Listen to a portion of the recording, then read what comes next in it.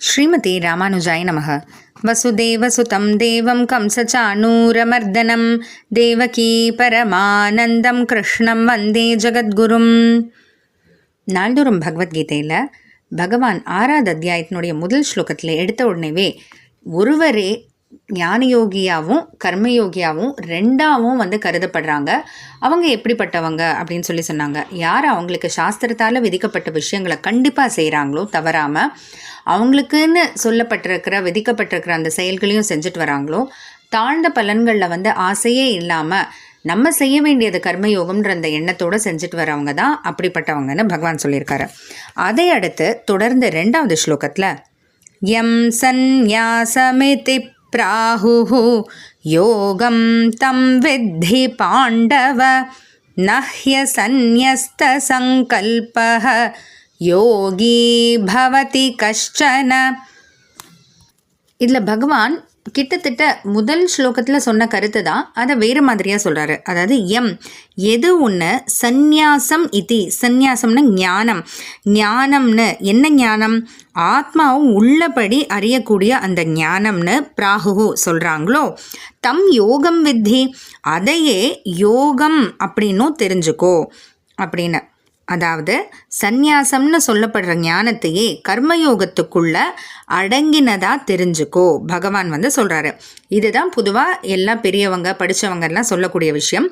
எதை ஆத்மாவை பற்றி உண்மையாக அந்த அறிதல்ன்ற அந்த ஞானம் இருக்கு இல்லையா, அதே தான் கர்மயோகத்துக்குள்ளே அடங்கி இருக்கக்கூடியது அப்படின்ட்டு, அதே தான் கர்மயோகம்னு தெரிஞ்சுக்கோ அப்படின்ட்டு பகவான் சொல்கிறாரு.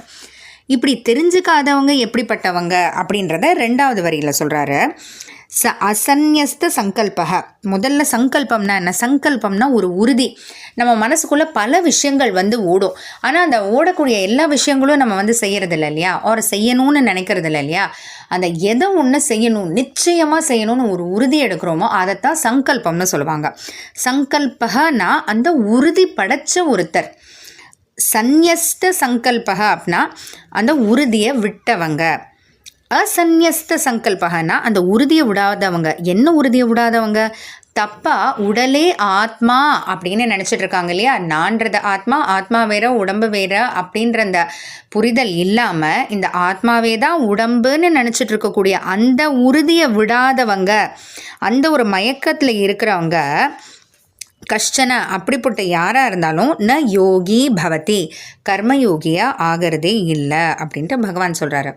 ஸோ இப்போ பகவான் என்ன சொல்ல வர்றாருன்னா, இந்த ஞானம்ன்றது கர்மயோகத்துக்குள்ளே அடங்கினதுன்னு தெரிஞ்சுக்கோ.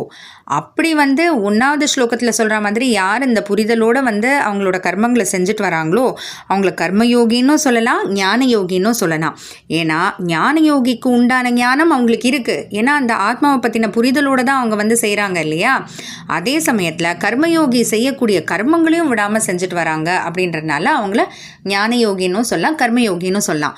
ஆனால் இந்த புரிதல் இல்லாதவங்க, தப்பா உடலே ஆத்மா அப்படின்னு புரிஞ்சிட்டு இருக்கிறவங்க கண்டிப்பாக கர்மயோகியாக கூட ஆக முடியாது அப்படின்ட்டு பகவான் சொல்கிறாரு.